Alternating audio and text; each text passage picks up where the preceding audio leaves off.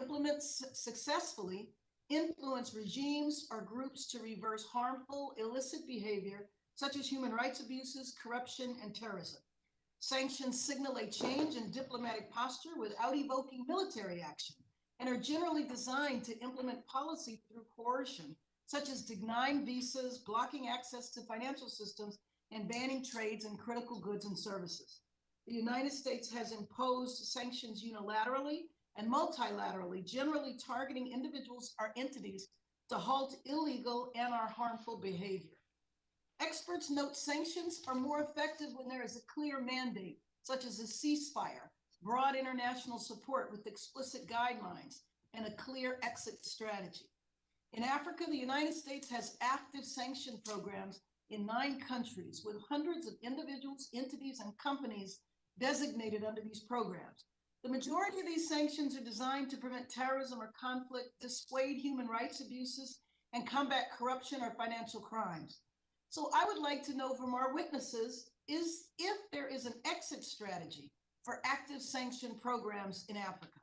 Most recently, the administration announced visa restrictions on Ethiopian and Eritrean officials accused of escalating the ongoing war in the Tigray region, where there are continued human rights atrocities. I again urge all of those complicit to cease hostilities and come to a peaceful resolution in the Tigray region.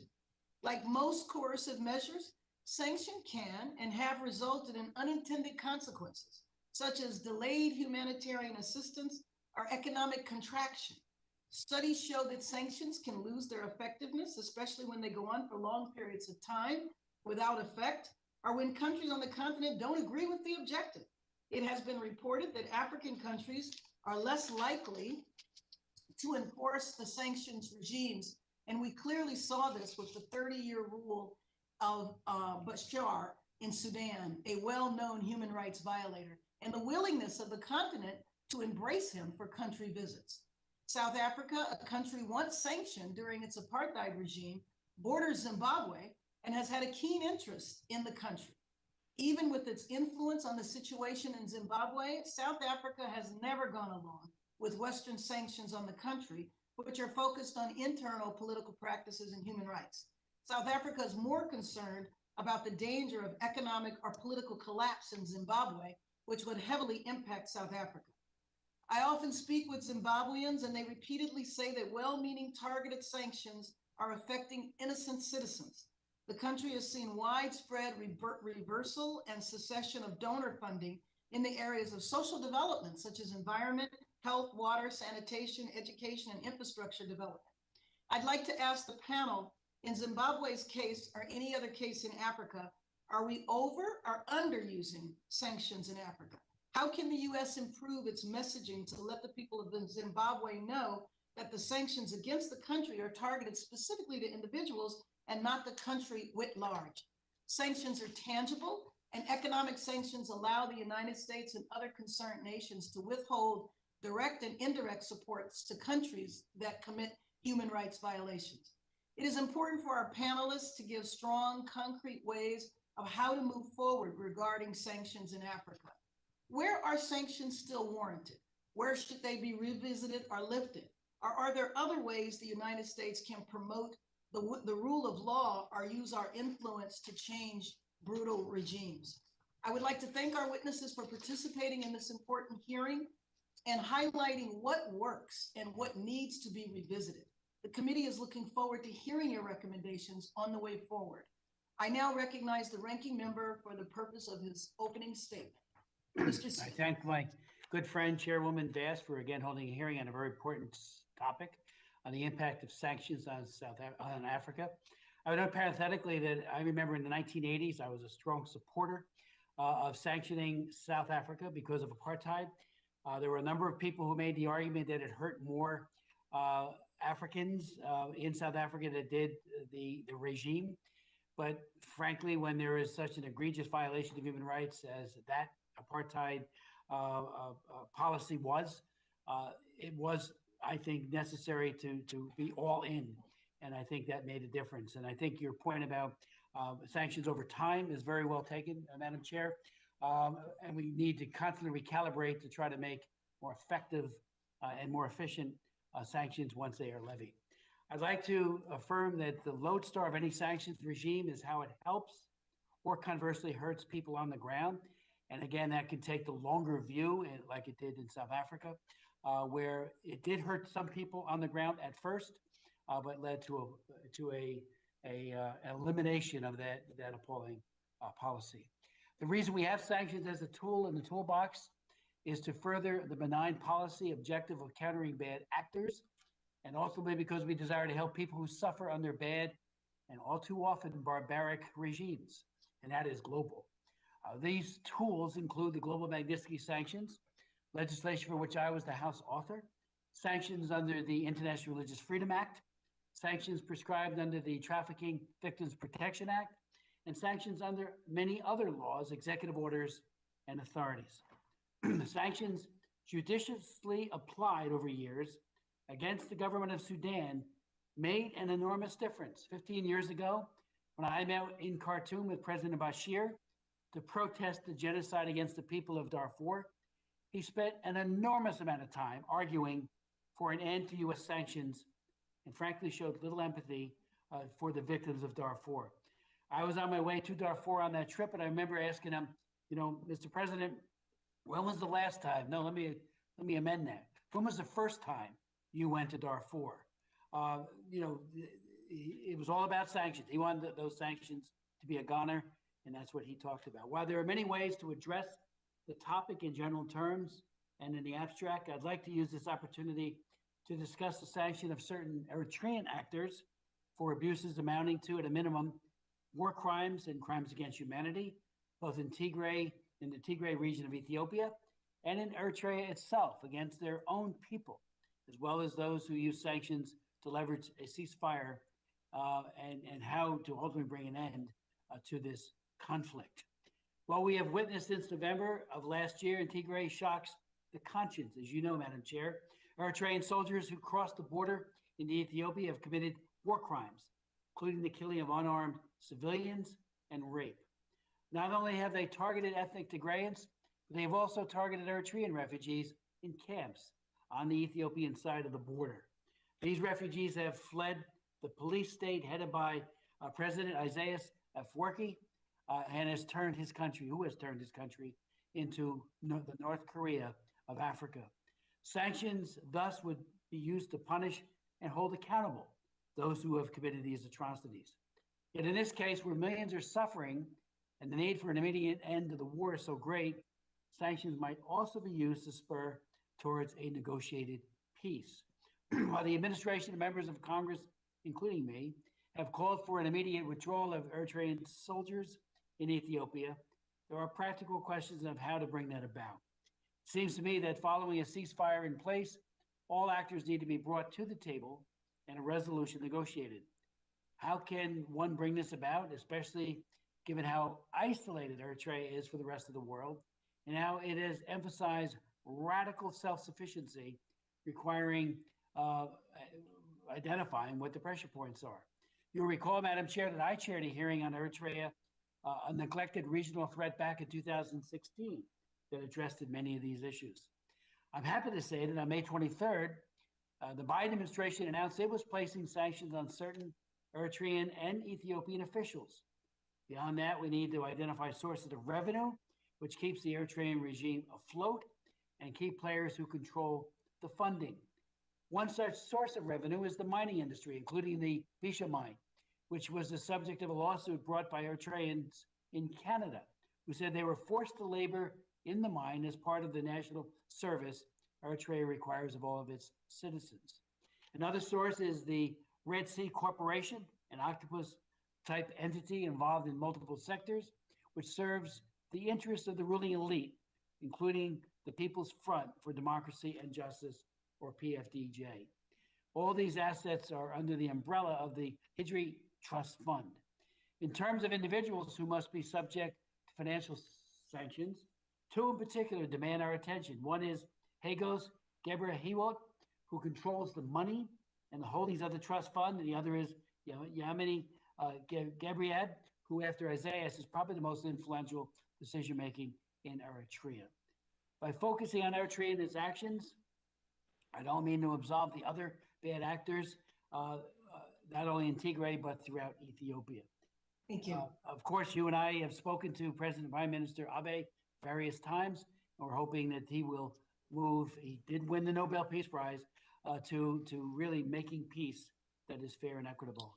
Thank you, Madam Chair, and yield back the balance of my time. Thank you very much, Mr. Smith.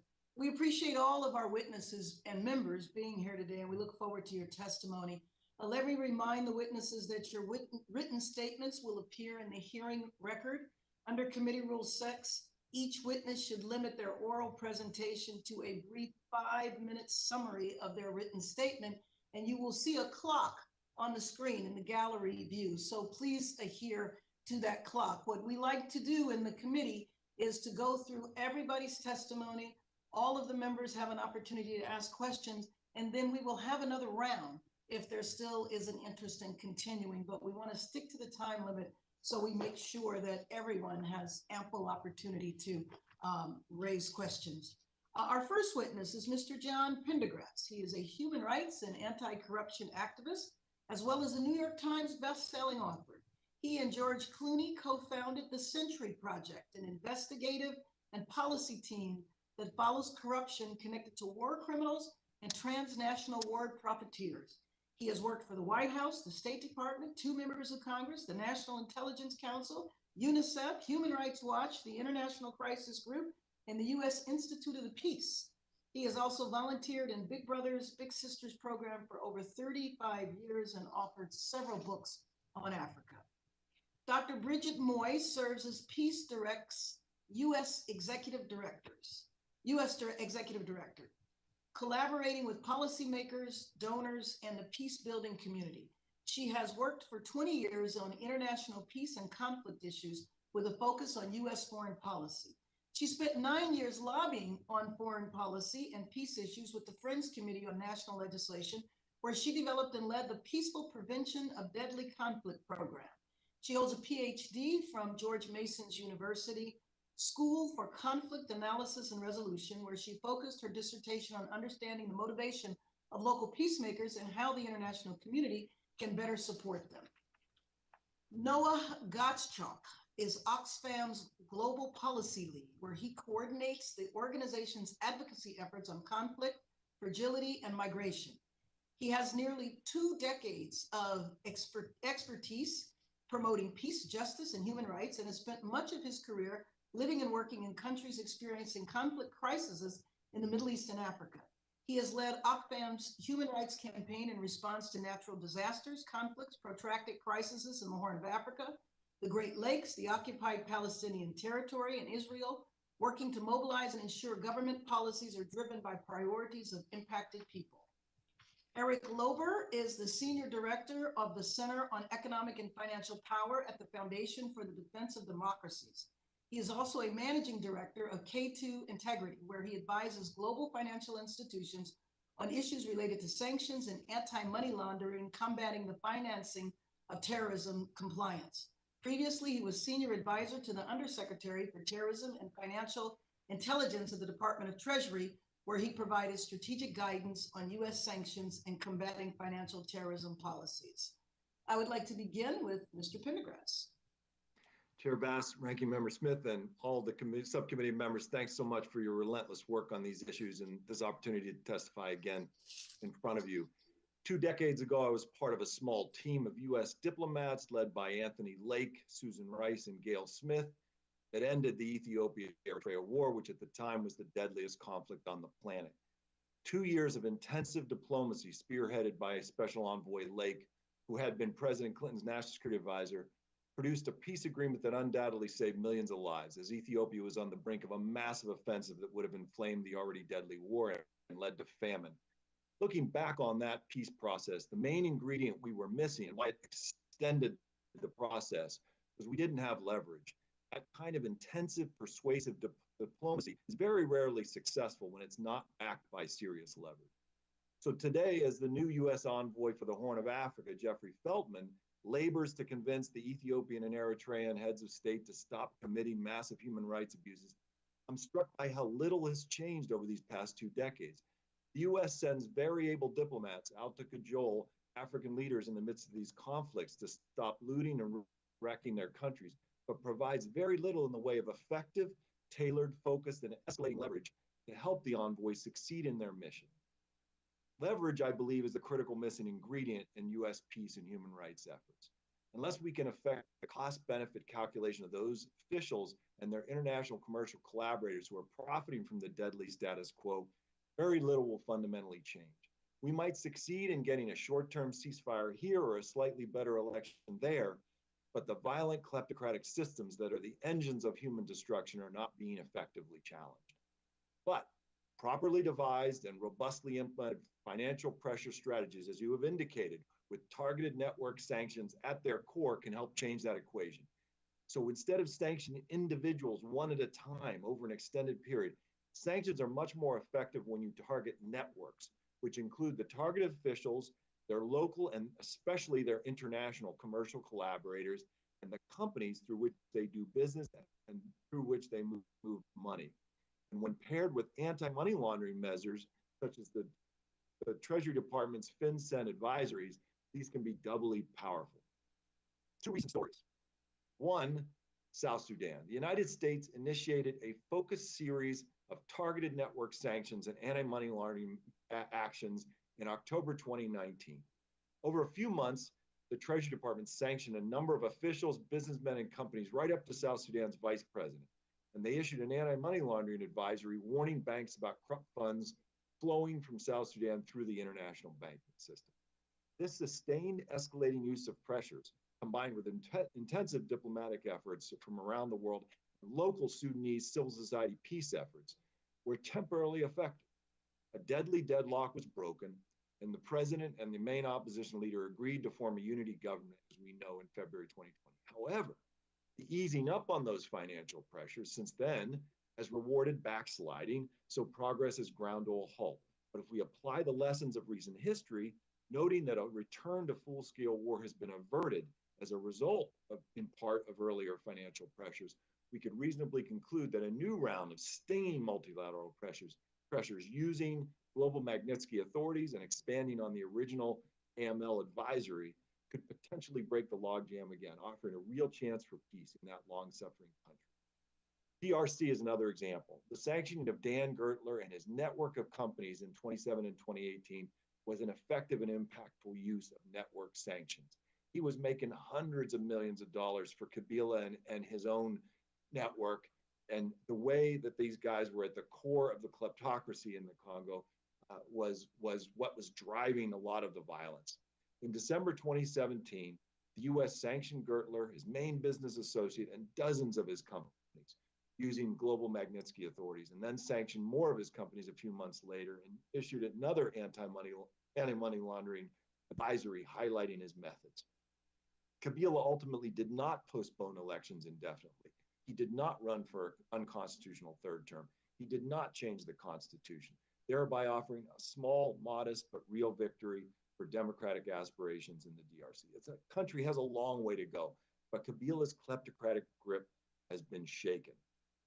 In conclusion, back to where I started with this testimony, we need to provide Special Envoy Feltman and our other able diplomats across the African continent the leverage they need to more robustly address the spiraling crisis in Ethiopia and other war-torn countries by imposing targeted network sanctions on key officials and their networks in Ethiopia and Eritrea who are orchestrating military operations that have resulted in the kind of massacres described by Representative Smith.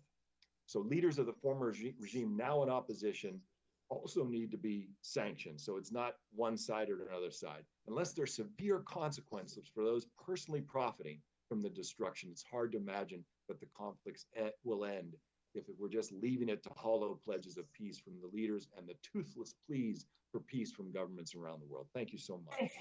Thank you very much. Appreciate that. Dr. Moix.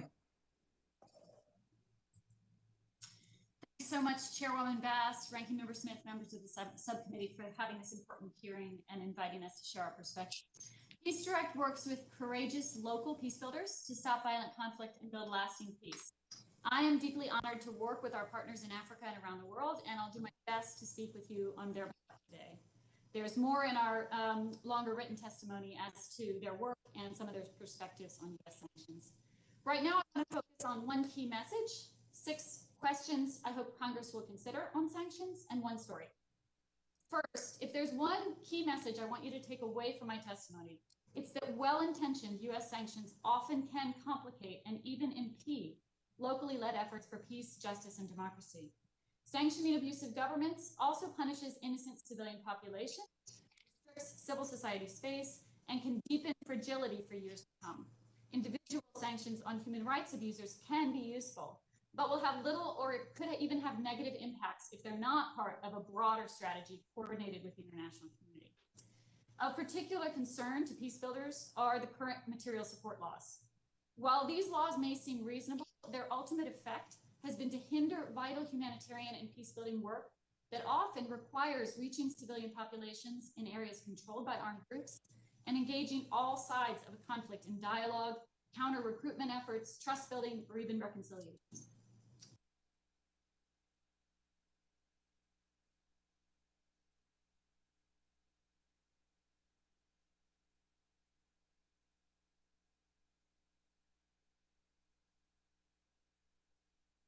You talk to your enemies. So we urge Congress to update the material support laws to ensure that terrorist designations do not undermine life-saving work of humanitarian and peace-building organizations, and to provide safeguards or exceptions when sanctions are imposed. 6 questions to consider. 1, will sanctions harm civilian populations?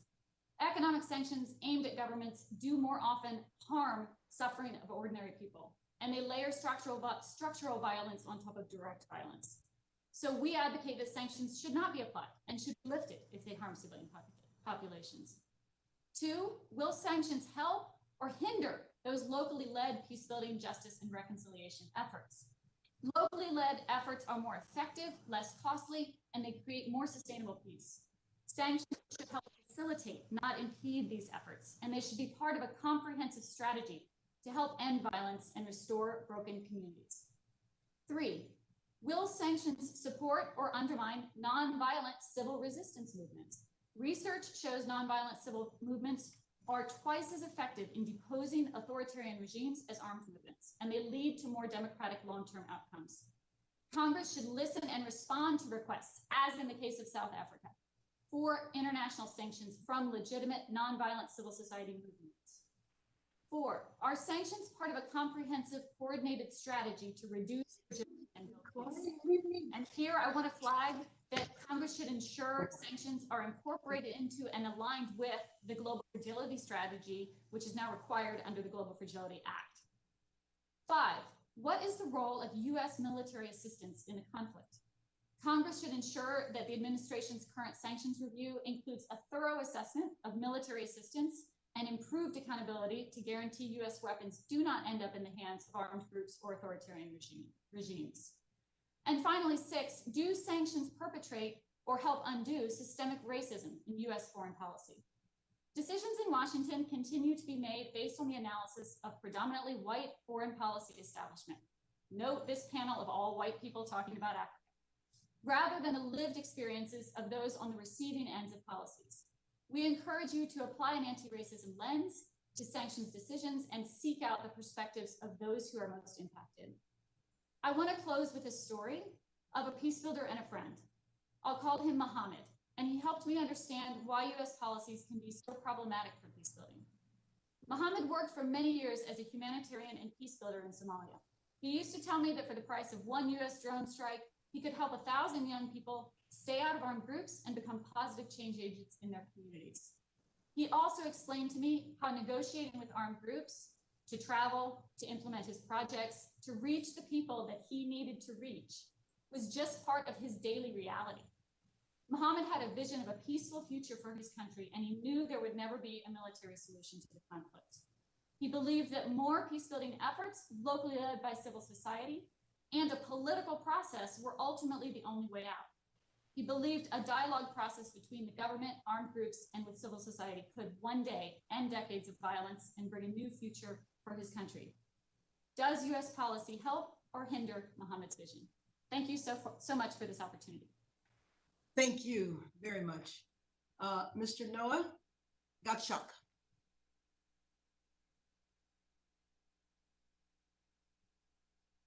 Madam Chair, Ranking Member, and members of the subcommittee, thank you for the opportunity to testify today on behalf of Oxfam and our partners and allies across the continent. Oxfam is a global organization that fights inequality to end poverty and injustice. We provide humanitarian aid and work with human rights defenders in many countries where sanctions are in place. This means we not only work with people who experience the unintended consequences of sanctions, but we ourselves are directly affected in ways that undermine our ability to fulfill our life-saving mandate. My testimony today draws from the experiences of African colleagues dealing with these consequences every single day. When employed appropriately and as part of a coherent strategy, sanctions can be an effective tool to uphold human rights and even save lives, but they're not a substitute for more comprehensive diplomatic engagement. In the worst case, they can actually help authoritarians cling to power, prevent humanitarians from doing our jobs, and contribute to civilian suffering and even death. Even so-called smart sanctions targeting sectors and individuals can have harmful second-order consequences as well. So today I'll focus on these unintended consequences in three areas: on humanitarian aid, financial transactions, and civil society, and recommend ways to mitigate them. In 1977, Congress passed the International Emergency Economic Powers Act, or IEPA, which authorizes national emergencies under which sanctions are issued. Legislators expressly created a humanitarian exemption within the bill, but granted the president the power to waive this exception, which successive presidents have done ever since. As a result, rather than a baseline assumption that humanitarian aid should be excluded from sanctions except in the rarest of circumstances, we have the opposite, a situation where delivery of humanitarian aid depends on a license from the Office of Foreign Assets Controller, OFAC. Navigating the complex bureaucracy necessary to obtain licenses to send funds to support communities is a time-consuming challenge for even the largest of aid agencies, but exponentially more so for smaller organizations, including African diaspora groups here in the US and many nationally led NGOs on the continent. Time and again, we find that humanitarian assistance delayed is humanitarian assistance denied. In some rare circumstances, a combination of sanctions and no effective license is deadly. Indeed, this was one factor that led the acute food security crisis in Somalia in 2011 to devolve into a full-blown famine that ultimately claimed the lives of more than 250,000 Somalis. So, OFAC and the State Department should have adequate resources to process license applications in a timely fashion, which is a particular concern in sub-Saharan Africa. But this challenge could be addressed in a over the long term in any number of ways. Specifically, OFAC could simply issue a general license to enable humanitarian aid everywhere. For his part, President Biden could fulfill congressional intent in IEPA by leaving the humanitarian assistance exception intact. And as a third option, Congress can pass legislation like the Humanitarian Assistance Facilitation Act, which Ranking Member Smith introduced in 2013, and which authorized a narrow set of transactions by trusted humanitarian actors. The second major challenge relates to financial services. Banks are increasingly limiting or discontinuing activities in countries they view as high risk, in a phenomenon known as bank de-risking.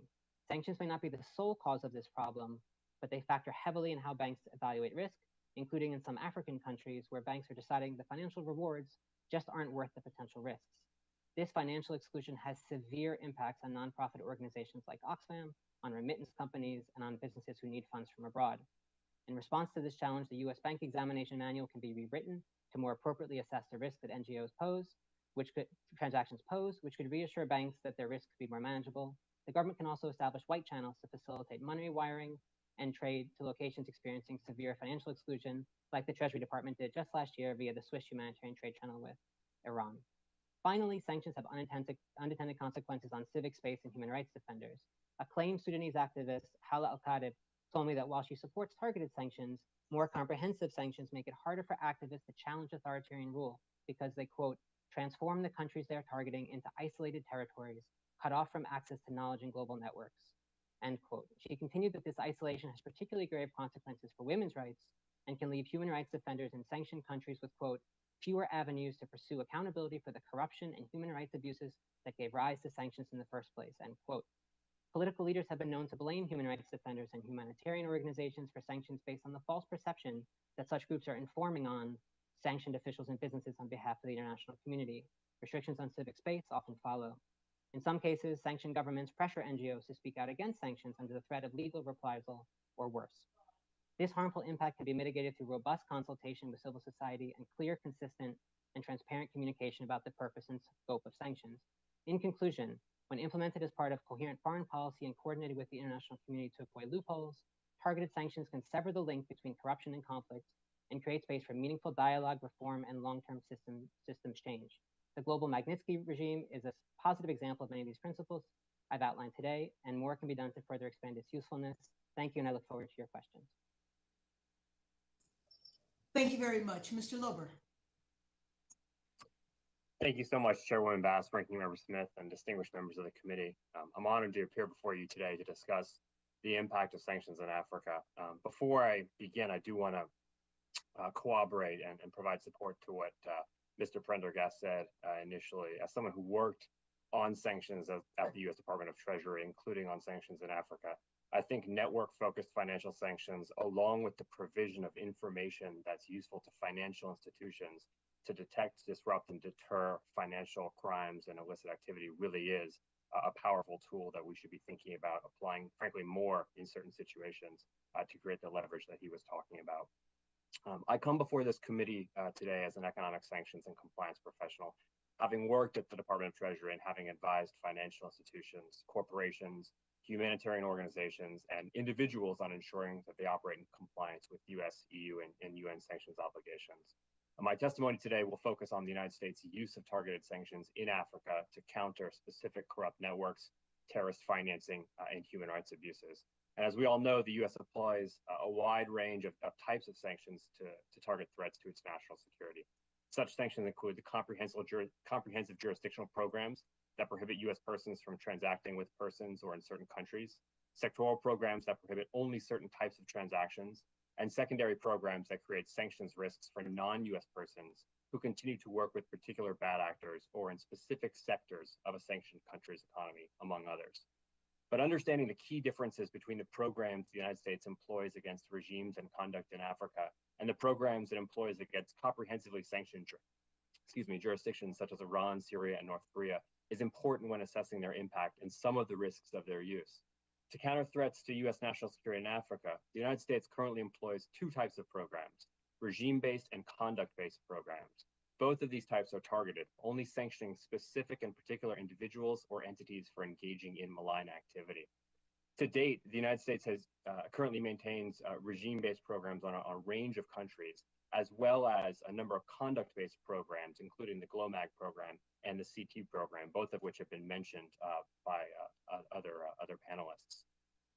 To date, the U.S. has also used targeted economic sanctions against a range of illicit actors with a varying degree of impact. So, for example, as Mr. Prendergast mentioned earlier, sanctions designations of persons such as Dan Gertler have undercut their ability to raise and move funds and loot natural resources from countries and have significantly impacted their bottom lines.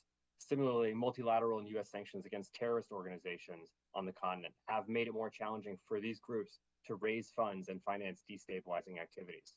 In many cases, however, the impact of U.S. sanctions have been limited, in large part because many of the targets do not have significant exposure to U.S. markets or the U.S. financial system. For example, when targeting human rights abusers in a specific country, in order for the sanctions to have a measurable impact, those individuals would need to have assets in the United States, be doing business with U.S. persons, or otherwise be prevented from conducting business they would otherwise be able to do. This is not often the case. And while sanctions can be an impactful tool of U.S. foreign policy, their aggressive use can carry certain risks. In particular, as we've discussed, critics of sanctions suggest that their aggressive use can exacerbate humanitarian crises by making it more difficult to deliver medicine, food, and other supplies without running afoul of U.S. sanctions programs. These concerns are understandable, and I hope we discuss them more during the question and answer, though the regime-based programs in Africa are fairly narrowly tailored and scoped in many situations to avoid preventing the delivery of humanitarian goods. To ensure our sanctions are impactful, the U.S. government needs to coordinate with partner countries. Terrorist groups such as Hezbollah, Ansar al-Sharia, Boko Haram, and al-Shabaab remain a serious threat to U.S. interests, and working with partners in Africa is essential to countering such groups, especially as much of their financial activity does not touch U.S. markets or go through the formal financial system.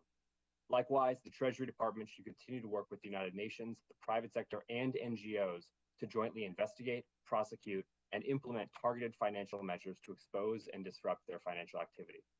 In addition, the United States should continue to work with countries in Europe where malign actors have assets and are exposed to the impact of joint designations. The recent enactment of the European Union and United Kingdom's global human rights sanctions regimes and associated designations gives the US additional opportunities to coordinate closely to target human rights abusers and freeze their assets around the world. US sanctions programs targeting threatening activity in Africa remain limited, list-based programs designed to detect, disrupt, and deter specific illicit activity. Such an approach has upsides, including the ability to narrowly target bad actors, as well as downsides to include potentially limited impact. When considering adjusting these programs, the Treasury and State Departments, as well as Congress, should carefully consider whether sanctions are the right tool to achieve US policy objectives in the region, and whether employing other tools as part of an integrated strategy make more sense. Thank you, and I look forward to your questions. Thank you very much. We will now begin questioning the witnesses under the 5-minute rule. I'll begin, followed by the ranking member, and then we will alternate between parties. Let me once again thank you all for your incredible expertise and your testimony today. And I wanted to drill down a little deeper. So Mr. Prendergast, you talked about targeting networks, and I wanted to know if you could explain a little more about how you go about doing that. And then I also wanted to, because I know you trace the money, and I know that a lot of foreign actors have a lot of money invested in the United States. And I want to know if in the Sentry project, you've actually looked at property and other assets that bad actors around the world might have here. Thank you very much, Representative Bass. Thanks again for having us do this. On the network sanctions, to stick with the example that has been raised today and that I think everyone knows about, Dan Gertler. So if the United States had just sanctioned Kabila's most senior advisor in Kinshasa or one of his top generals, it would have had no impact because most of these people do not move money through their own bank accounts, through their own names. They have shell companies, they have international facilitators and enablers to allow the money to move. For 20 years, Dan Gertler had been President Kabila's main money mover, main money launderer. So billions of dollars have flowed out of the Congo during this time of tremendous human suffering. And people all over the world have gotten rich because of this. And by the way, as you know, this goes back 500 years to the beginning of the transatlantic slave trade. This isn't some new phenomenon. This is the way we do business with Africa. We extract, we drain it of all the resources we can get and bleed the place dry and leave the scraps for people there. So targeting the nodes of connection into the international financial system is utterly critical.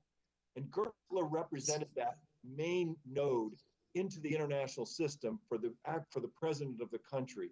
And if by networks, let me ask something. Does that lead to people in the United States? I mean, Gertler, I believe, was an Israeli businessman.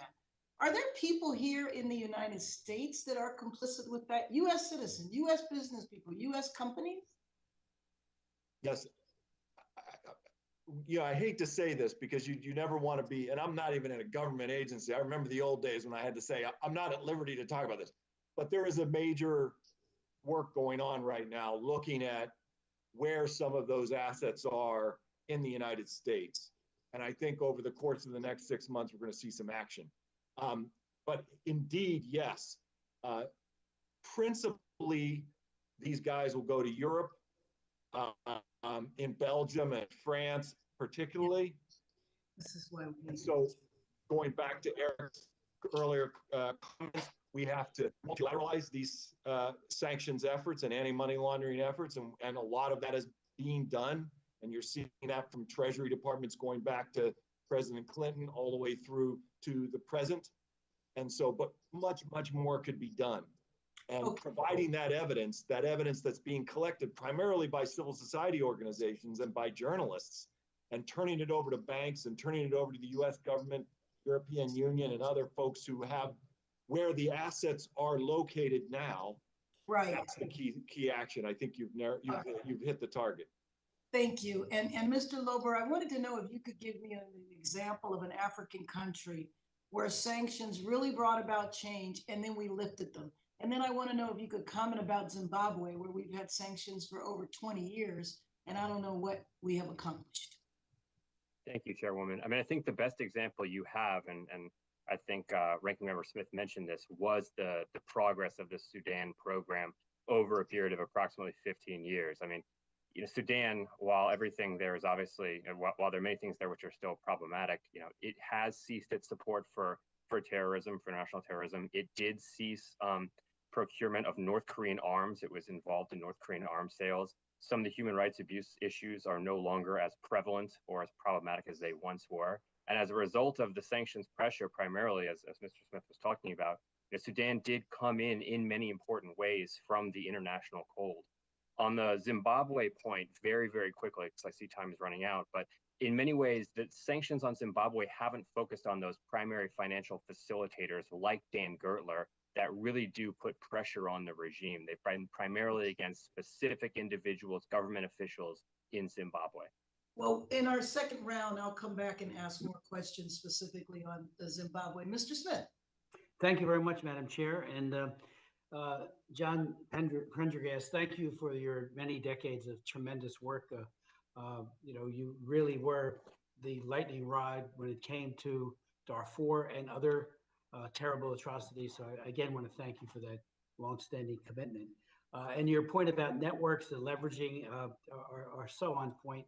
And I know Mr. Lorber and maybe the other panelists would agree with that, because if you can evade with plausible deniability legally that you're the one and it's your network that's doing it all, a personal sanction pursuant to Magnitsky Act has little or no impact. I would appreciate if you would speak to perhaps the impact that the TPLF has had for the current state of affairs. Was the TPLF's repressive reign that the seeds of today's conflict, I believe, were sown. They had ethnic federalism introduced into the Constitution, which helped fuel ethnic cleansing. They precipitated the immediate crisis by both attacking the northern command of the Ethiopian National Defense Forces and by launching rockets. So there's concern about that. And to the other issue of, and maybe Mr. Lorber, you could speak to this. Are there times when there's a clear and compelling case to be made for sanctioning an individual or a group of individuals, but then political pressure is imposed? We've seen it in the past with naming of countries, CPC countries, for international religious freedom violations, or naming countries that should be Tier 3 pursuant to the Trafficking Victims Protection Act, who don't get on Tier 3 because of political pressure brought to bear by either regional assistant secretaries or perhaps by the secretary himself. And I'm wondering if that's a problem, that we've missed opportunities. And if you could expand, Mr. Lorber, further on your work there. And finally, Alexander Zygmunt was arrested in late March in the DR Congo pursuant to alleged arms dealing, but he was an American and a Belarusian citizen. And I wonder, how far our net of trying to track people goes when they're doing their work, perhaps out of Belarus or somewhere else. They are Americans. Do we tend to, keep a good sense of scrutiny upon what they're doing? So if you could answer some of those questions, I'd appreciate it. Eric, you or me first? They're both. John, go ahead. Okay, thank you. Thanks for the question, Representative Smith. And on the Ethiopia front, the TPLF, something that hasn't really come out a lot in the conventional news reporting is that TPLF consolidated economic power in Ethiopia over the course of the reign since '91, and took over a number of sectors of the economy using government controlled private companies to consolidate, monopolize economic activity in those sectors. So when the TPLF, when they turned over power basically to the new administration of Abiy, they had a understanding that this economic arrangement would not be undermined and altered. That was quickly reneged on, and the new administration began taking over pieces of the economy that the TPLF had long dominated. There were companies like Effort and others that controlled many sectors of the productive economy. And this is the fundamental problem here. And so the TPLF absconded up to Tigray and consolidated themselves and thought that they could get away with the elections and sort of creating an autonomous government in northern Ethiopia. But that was not Abiy's. Abiy was not willing to go along with that plan. So what you have now is vulnerability by Eritrea and Ethiopia and the former Tigrayan regime in the form of these economic arrangements that have ties into the international financial system. As Eric said, it doesn't matter if you sanction some individual who has no ties to the international system, it's not going to have an impact. So looking at the companies and the individuals who have most to gain from this power play that's occurring right now is and then introducing and imposing stinging financial measures that go after those illicit financial flows and blocking transactions and freezing people who are responsible for massive human rights abuses, freezing them out of the international financial system and their international collaborators. That, I think, is where we need to go to give support to the diplomatic efforts and to the local peace efforts that Ethiopians are trying so hard to facilitate themselves. So that's really where I think you look for the points of vulnerability and you understand the singular and unique dynamics in each situation, and you try to apply and create a strategy that actually finds the pain points and hopefully affects the calculations of those that are committing atrocities and those that have the ability to make peace if they choose to do so. Thank you. Vice Chair Omar, would you like to begin your questions? Yes, I wanted to just begin by thanking you, Chairwoman Bass, for holding such an important hearing. I've said before that our committee needs to take a comprehensive look at sanctions policy, and this hearing is a really important part of doing that. One of the striking things that both Ms. Moix and Mr. Gottschalk's testimony is that I think we all agree that your organizations and your partners are doing incredibly important and life-saving work in Africa. And we, as members of Congress and members of the Foreign Affairs Committee, need to make sure that our sanctions policies are not getting in your way, especially in the places where you work, which are places on earth where you are mostly needed. Ms. Scott, can you give us an example of where sanctions have hindered your partners' work in the context of the COVID pandemic? Sure. Thanks very much for that question. And yes, we're honored to work with our partners around the world, and they're very courageous, so they inspire us every day. COVID has, of course, as in everything, had a big impact on peace building and humanitarian work. This is work that relies on reaching reaching populations that may be at risk, that may be living in authoritarian regimes, or maybe living in places where sanctions are imposed. And so what we've seen is, a layering on of hardening, a closing of civil society space. It's more difficult for the work to be done. And in environments where sanctions have played a role, and I'll actually pick up on the Zimbabwe example, because it's an example where even if now you have maybe more focused and targeted sanctions, you have chronic impacts of decades of sanctions on a population, on an economy, on a society. So as an example, we have a partner women-led organization, talking to them soon after the vaccine began to be available. And at that time, they said, well, we hope that we might get the vaccine by 2024. Now, there's a lot of things that go into that for Zimbabwe, but definitely the impacts of sanctions on the economy over many years, leaving the health infrastructure how it is a part of that. So that's one example.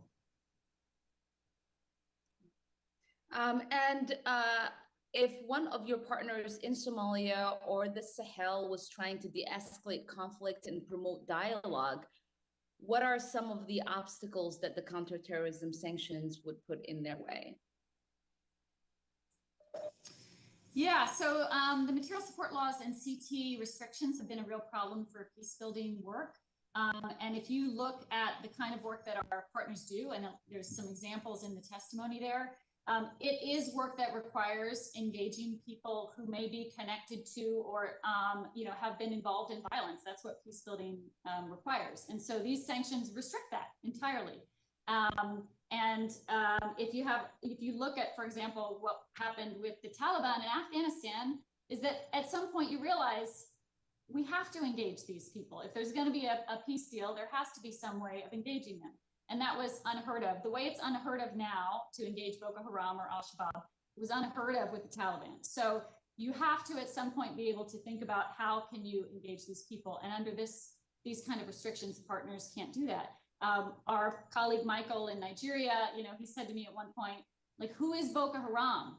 People are trying to survive. They may move in and out of armed groups. They may want to get out, but they can't. And now these groups can't reach them.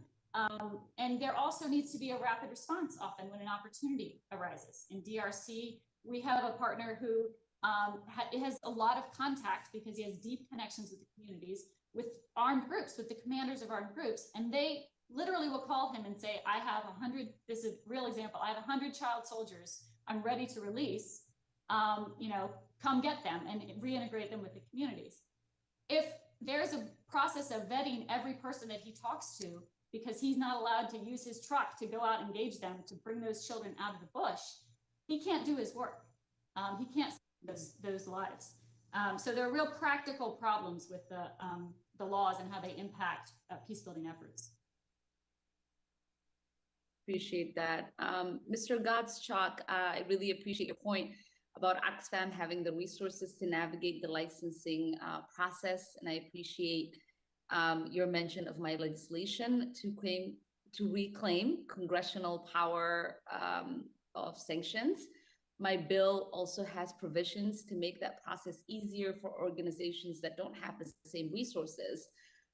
What should Congress be doing to make this process easier for humanitarian organizations? Thank you so much, Congresswoman, and thank you for your attention on this issue, for your bill, and for consistently asking those questions, asking us who are on the ground how Congress can help. I think as you mentioned, your bill would have a really important impact in reclaiming some of those authorities and solving and addressing some of the challenges that organizations face. We also see a really significant opportunity if the HAFA bill that I mentioned that Ranking Member Smith introduced back in 2013, if that were to be reintroduced and passed, that would make our work significantly easier and reduce the burdens.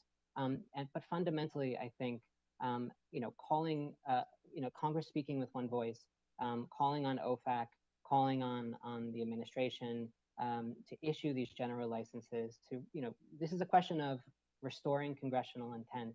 Back in 1977, the intent of Congress was to make it easy for humanitarian aid to be delivered, for it not to be impeded by sanctions. And yet every president since, I believe, has clawed that authority back and issued these exemptions, which has flipped the script, has made it that we have to prove that our humanitarian aid isn't a problem, as opposed to assuming that the bona fide aid that legitimate organizations like ours are giving to people is legitimate. And so, this is something that can be solved really easily with the right political will from the administration, from OFAC, from the president himself. And if they're unable to act, again, there's opportunity for Congress to move forward with legislation like yours and HAFA. Right, and is it your understanding that it is just a matter of resources for OVAC, or are there actual possible problems there too? Resources are absolutely an issue. You're absolutely right. I think if you look at the resources that OFAC has or devoted to sub-Saharan Africa as compared to other parts of the world, places like Iran, Venezuela, Russia, North Korea, they're significantly less. And that means places where big humanitarian operations are undergoing, there's not enough people to facilitate those licenses to get the organizations like ours and particularly diaspora and the smaller national-based organizations who are the best positioned to respond in many cases. They can't move quickly enough to deliver the aid to save lives if they're waiting on the couple of people who are responsible to move these licenses forward. And that's an issue in OFAC, and it's also an issue in the State Department, where there is the process of providing foreign policy guidance back to OFAC. So these are really great solutions, but they're short-term solutions. Longer term, what we want to see is the issuing of general licenses or at the very least, again, the reclaiming of congressional intent so that humanitarian aid does not fall afoul of sanctions. Appreciate that. And I now recognize Representative Issa to ask his questions. Thank you, Madam Chair. And I want to thank you for touching a subject that I think has been long overdue. Let me start by asking Mr. Lorber, to a certain extent, is it fair to say that if we took all the regimes in Africa, one by one, and said, how bad are they? Would any of them really be as bad as North Korea? Would any of them really be as bad on a scale as China is to some of their people? To a certain extent, do we look geopolitically at countries based on size, economic power, and often the continent of Africa comes up short because they lack the importance to the American economy? Thank you for the question, Representative. I think for sanctions programs and the way they are generally prioritized, including resource and staffing questions at OFAC, it's done primarily based on the national security threat that is posed by that particular country, by the leaders of that country. So that sort of explains why you would have Russia, Iran, North Korea, et cetera, as sort of the most comprehensive programs that we have in place. Okay, so our largest trading partner, China, one of Europe's largest trading partners, Russia, are a national security threat to a certain extent at a existential basis. Is any country or all the countries combined in Africa a threat to the United States at an existential level? At an existential level, I would probably say no, but there are specific threats that do emanate from various jurisdictions in Africa. I mentioned a couple. We understand, but I want to balance this because I was in Zimbabwe right after Mugabe died and during the transition of power and so on, and I saw a country that we have sanctioned for a very, very long time. And I saw a country that has problems and needs, and met with our ambassador there, and found a country that needs American help, even if it's just to have a program to make sure that the people understand that many of the things their government is allowing them to do is counterproductive to their own benefit. But having said that, let's just look at the continent of Africa for a moment. One of the largest recipients over the last many decades of aid without sanctions has been Nigeria, correct? $500 million a year.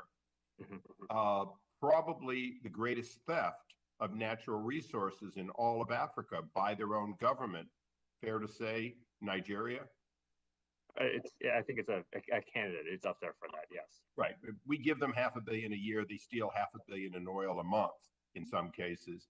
So from a standpoint of the flexibility and the accountability of sanctions for effectiveness and sanctions for appropriateness, how does Congress send that message and then audit it so that we don't have countries which are robbing their people blind, but in fact continue and who have inherent wealth get aid from us in a massive area, and then a country where just helping them get back to the country they once were with, if you will, sort of U.S. aid at the lowest level could be helpful, they're denied it. We see that in Africa all the time. How do we create that accountability and flexibility? Because this is an important hearing, but as I look at Africa, what I see is these ambiguities time and time again. Yeah, I think it's a great question. The recommendation I would propose would be, aggressively use our legal authorities that allow for the targeting of corruption. So if you do see the siphoning off of public assets or public proceeds, whether it's directly from U.S. aid or from other sources, targeting, sanctioning, and working with international allies to go after those individuals and to freeze their funds. Briefly, can we in fact do a better job of targeting the actual corruption, often by the highest levels in Nigeria?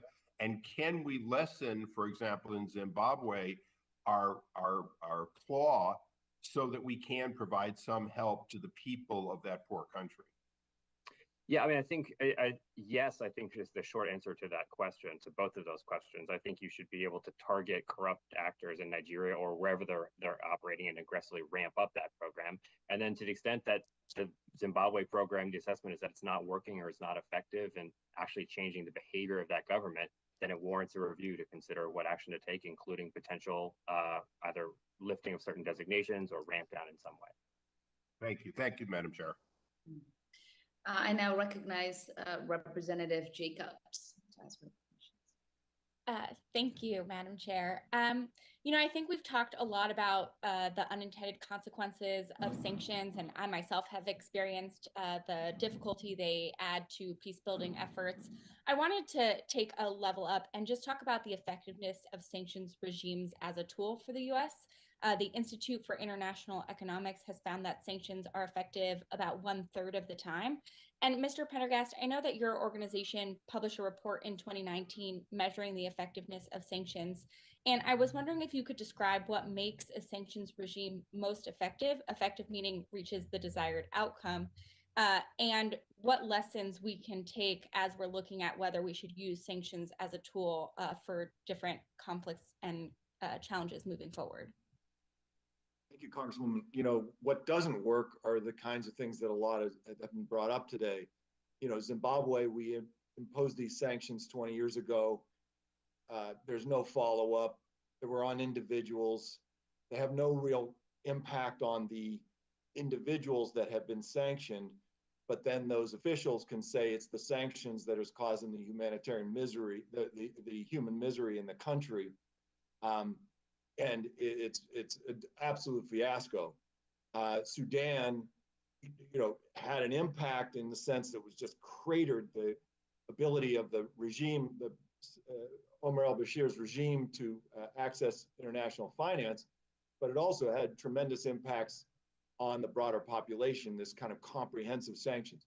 So I think what lessons have been learned and are just blazingly obvious in neon signs is that when you target sanctions, when you go deep and understand the kinds of economic activity that is draining Africa through these extraordinary illicit financial flows. We're talking about billions, hundreds of billions of dollars, primarily from the natural resource sectors, but also from plenty of other sectors, which are flowing out of the continent every year, facilitated by international banks, international mining companies, oil companies, and others.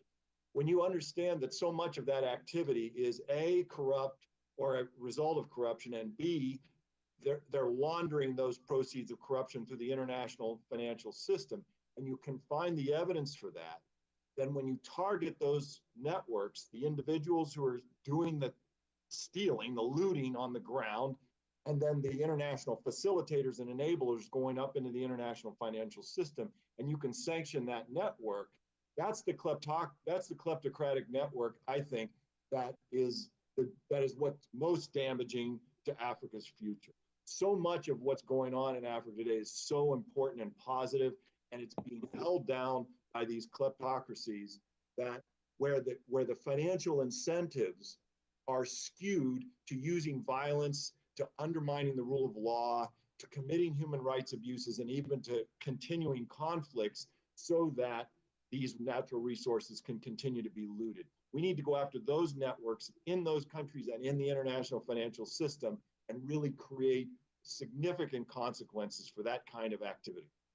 Okay, thank you. And Dr. Moix, I was wondering if you could talk about any instances where the sanctions regime worked in a way that allowed peace building to continue, and if there are any lessons from that that we should take as we're looking at doing sanctions in conflict areas to make sure that we can still allow peace building to happen.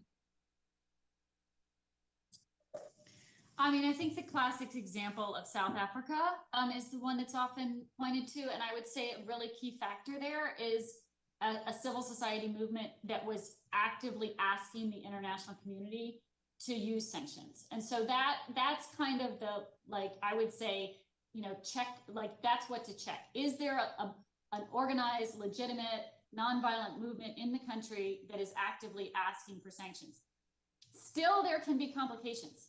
So in Myanmar right now, you have requests from civil society for sanctions against, you know, members of the military junta, et cetera. You are still going to have the problems that Noah was raising about the banks and de-risking. And this sounds like, you know, I am not a financial person. So like you start talking about de-risking and my mind starts to like float away. But this is a very practical problem. So in Sudan, when there were sanctions, you know, aimed for good purpose, maybe having some positive impact even, we could argue about that, John, maybe.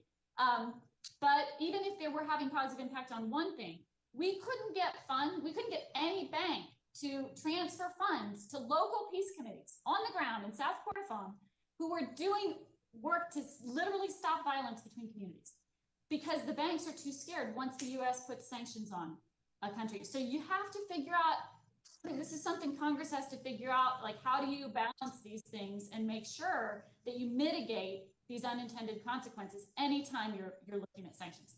So it's not easy. There's a letter from 55 civil society organizations from March 26th that lays out a lot of these problems, including some of the COVID-related problems, and it has specific solutions for Treasury. So I would point you to that letter. I know it went to Representative Meeks and McCall, and hopefully the committee has it. Thank you. I yield back.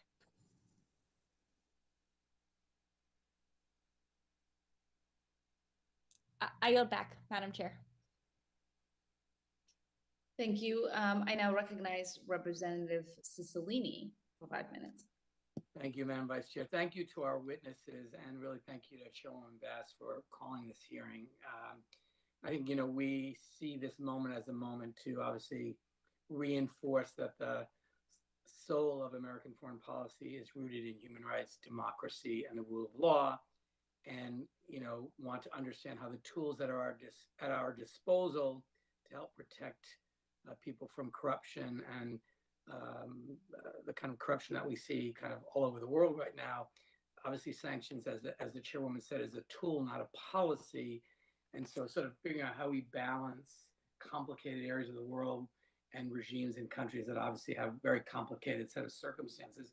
But I guess my first question for the witnesses is, have you ever seen an instance in which we were effective in communicating about the underlying reasons for the sanctions to the host country citizens and about the corruption that is the subject or the target of these sanctions? I mean, it feels like we're very often imposing sanctions and never even attempting to communicate with the citizens of that country as to what's happening. And so you often give tyrannical leaders the ability to blame the current conditions on the sanctions, and there's no counter messaging. Have we ever done that or attempted to do that effectively in any of the countries on the continent that you're aware of? And is that something that we ought to be thinking about as we think about reforms to the use of sanctions? Representative, if I can weigh in on that. Sure. So I think the answer is yes, we have. We've done a better job of it recently, I think, than we have in the past. There have been a couple of instances where we really tried to sort of push out the messaging, particularly related to corruption-specific sanctions, so GLOMAG sanctions. The State Department runs, I forget the exact name of the entity within the organization, but it is essentially a messaging multiplier.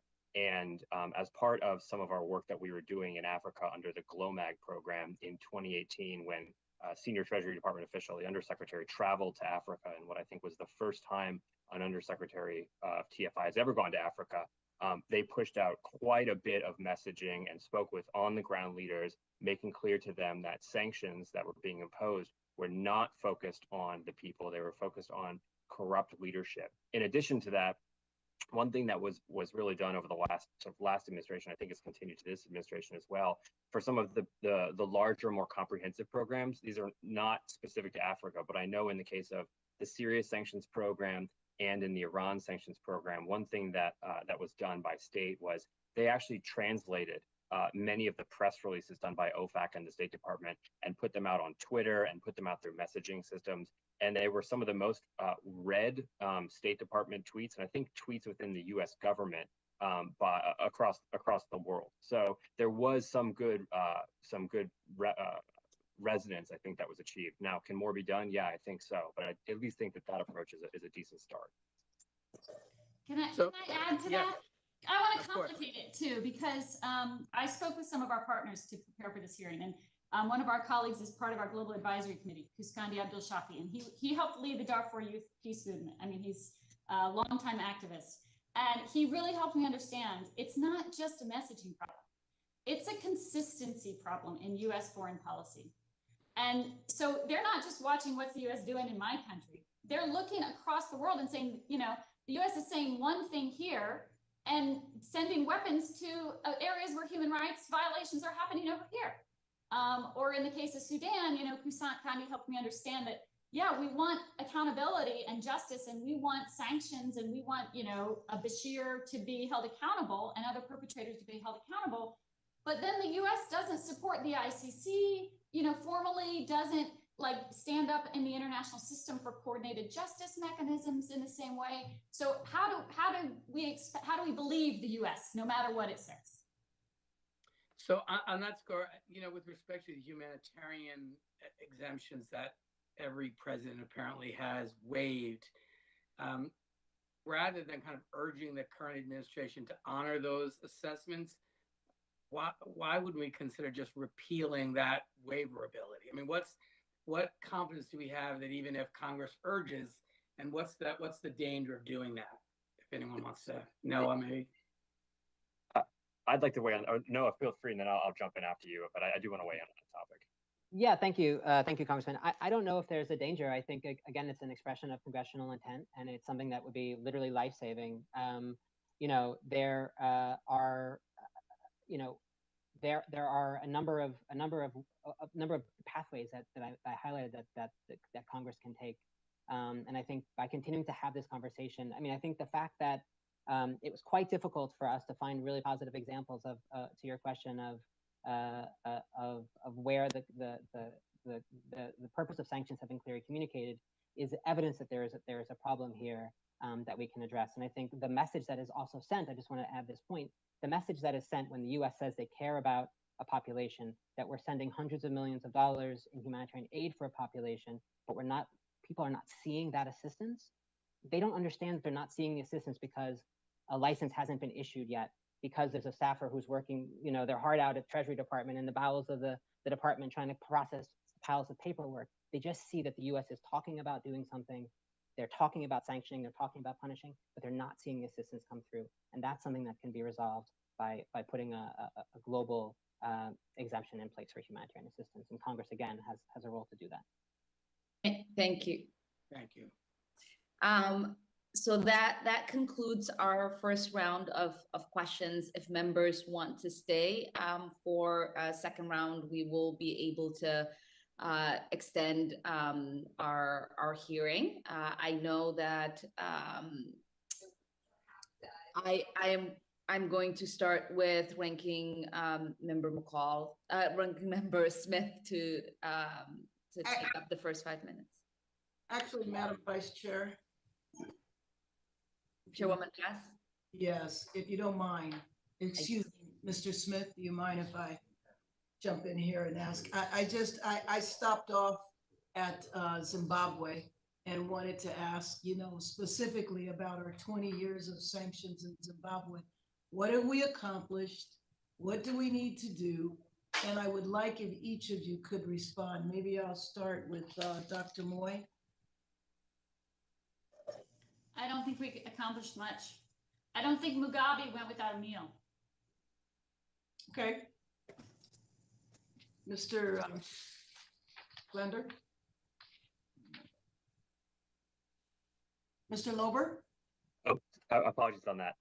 So I do think that there were some accomplishments, particularly related to sanctions-like authorities, including restrictions on the ability to send repressive equipment, for example, to Zimbabwe. So things like tear gas and similar types of civil equipment used to put down civil unrest. In terms of your earlier question, Madam Chairwoman, I will say that part of the reason that the Zimbabwe program has not been particularly successful, and I think that's a very fair assessment of it, is that sanctions programs, particularly these list-based types of programs, they need to be either escalated or refreshed over time in order to have impact. The Zimbabwe program has been on the books for almost 20 years at this point, and there hasn't been a designation or a real serious set of designations, I think, in probably a decade. It's been a long time. And so in order to have an effective sanctions program that actually is trying to create a change in behavior, you don't just put 120 names in the case of the Zimbabwe program on a list over a period of a few years and let it just kind of sit there. You actually have to have it as part of a integrated strategy where the pressure is ramped up in addition to aggressive negotiations, diplomacy, in addition to other types of foreign policy tools that are in play. And so if I can think of the reason that the Zimbabwe program maybe hasn't been as successful as we would have all hoped, is that it sort of was a sanctions program that was put into place and then sort of forgotten or left to sort of to sit there and not continually updated. Mr. Gott, I'm sorry. Yes, Gottschalk. I'll say that, Oxfam has worked in Zimbabwe for many, many years, and I consulted with colleagues there before coming before you today, and they in turn consulted with a really wide range of the Zimbabwean partner organizations that we worked with. For the sake of the security of those organizations, I can't go into the details of what they said in this setting, but I would be very happy to talk to you about this in private and even to set up a meeting with some of those colleagues directly, remotely. I think what the various perspectives that I heard from colleagues indicates is that the U.S. has a lot of work to do to better communicate the intent of our intervention in Zimbabwe, and specifically to the people of that country. Mr. Prendergast. I think we need to modernize the sanctions. They've accomplished very little. We need to update the list. We need to remove some names. We need to add some others.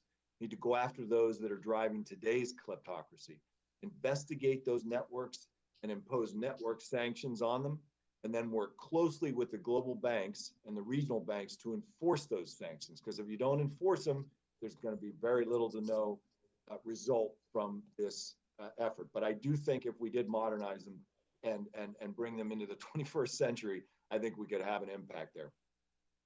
And Mr. Lorber, in terms of, because you worked with this before, what do we do? Do we have an annual review? Again, I'm not acting as though, everything is fine in Zimbabwe. I know that it isn't. But I just don't understand, when we put these policies in place, what's our measure of success, and how do we analyze them, and how do we look at what's happening in the broader country and measure whether they help or hurt? There is a review process. There is an assessment process. Actually, in fact, Treasury is currently conducting a kind of soup to nuts review of all of its sanctions programs. But these sanctions are authorized under IEPA authority, and under IEPA authority, you have to every year go back and continually declare that there's a national emergency related to, in this case, the Zimbabwe situation. During that process, oftentimes there will be a review. It may not be as in-depth as all of us want or as we think should be done, but there will be a review of the current program, the names on the list, whether or not anyone should be potentially delisted. But again, it's not to the point that Mr. Prendergast was making, that John was making. It's not an aggressive sort of how are we going to really push this program forward and achieve the objectives that we want to achieve with it. Great. Madam Vice Chair, thank you. Ranking Member Smith. Thank you very much, Chairwoman Karen Bass. Let me just ask if you would, just to clarify about COVID-19, which again, we've had a hearing in our committee. It was raised earlier today with Chairman Meeks with the roundtable, and I spoke to that issue of COVID-19 as well. Now, the concern that we have had is that in 2020, the numbers were very low in Africa. A lot of good reasons as to why. Maybe it was underreporting to some extent, but now it seems to be that with variants, it's getting worse. We're not sure how much, but 86,000 or so sub-Saharan Africans have died as a result of it, and there seems to be an uptick that's very disconcerting. Add to that it's very hard to get the vaccines there, with India now redirecting most of its vaccine to its own domestic crisis. So the question was raised earlier about, does sanctions tend to lead to a blockage of this kind of absolute emergency humanitarian aid? And it would apply to other things as well. And my sense is that it's not. And if it is, certainly we would want to know that. But Mr. Lorber, maybe you could speak to that. Do you know of any instance currently where the provision of COVID-19 vaccines or other interventions has been hindered in any way because of a sanctions regime? I also would ask, you did speak to Zimbabwe, and I do appreciate that there was some successes. There's no success really with regards to the regime there, which obviously is corrupt and hurts its own people. I mean, that's the bottom line of all of this. Hurts their own people. And, that's why we do sanctions in the first place, first and foremost, to mitigate the damage being done to their own people. If you could also speak, Mr. Lorber, to, I asked about Alexander Zygmunt and whether or not there, if his case was perhaps something that was being looked at by Treasury. He is a U.S./dual citizen with Belarus and was arrested in the DR Congo, as I mentioned earlier. And also, finally, the one question about, real quick, are there cases of individuals who, there's a great deal of concern that they should be sanctioned, and then they're not because of political pressure? How often does that happen? Yeah, it's a series of great questions, Congressman. I appreciate them. So I will go through them in turn.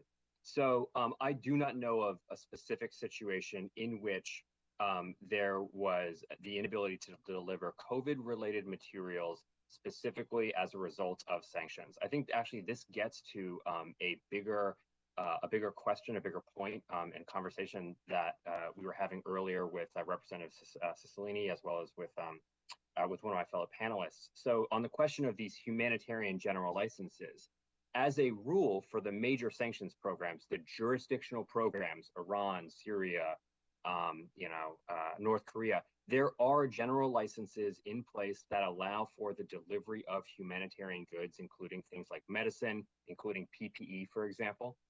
In addition to that, there are sometimes not humanitarian exceptions as they pertain to very specific regime or list-based programs, kind of what we're talking about right here, right? So the sanctions program on Burundi may not have a humanitarian exemption. The reason for that is pretty clear, though. That is a list-based program. The only people who are sanctioned under that program are specific individuals who are engaged in known bad activity. So OFAC doesn't want you transacting with those specific individuals. If you don't transact with those specific individuals, nothing you're doing is prohibited, and therefore you wouldn't need a license in the first instance. So the reason I think that OFAC hasn't extended out that licensing authority, that general license, to all of its programs is there are many programs where if you're not transacting with a bad person, and it's very easy to avoid, or it can be, it's doable not to transact with a bad person, you don't need to do that. And they don't want to authorize you transacting with a terrorist organization or someone who's abused human rights or so on and so forth. On your other questions, specifically related to the Zygmunt, I don't have any relevant information on that point, so I apologize for that. And then the final question that I was tracking was actually from your prior question about, have you ever seen any sort of political pressure where there's clear and compelling evidence to take a sanctions action, but that political pressure weighs in? The answer is no, not in that way. I've never seen that. What you do see, though, is there is often a spirited interagency debate before an action is taken. So State Department will weigh in and say, well, we think we shouldn't take this action because it may cause political problems in, or with our diplomacy. And the Justice Department may say, we don't think there's enough evidence. And the intelligence community may say, well, we're collecting on this target. So if you sanction them, they're going to know that we're going after them. So we'll lose that collection source. So there are all sorts of legitimate reasons why, even in a situation where there's clear and compelling evidence, you might not actually move forward with a sanctions action. But I've never seen overt political pressure like that, like what you described. It sounds like due diligence. Exactly right. Exactly right. Very much. Any, thank you very much, and I yield back. Thank you. Mr. Gottschalk, I wanted to reference your testimony. You pointed out some crucial points about the second order impact of sanctions. Is it correct that even for organizations that have license to operate in places where sanctions are in place, that there's still problems with getting banks to transfer money into those countries? Thanks, Congresswoman. Yes, absolutely, it's a problem. If I could just beg your indulgence for just a few moments of your time to respond to a part of the ranking member's question.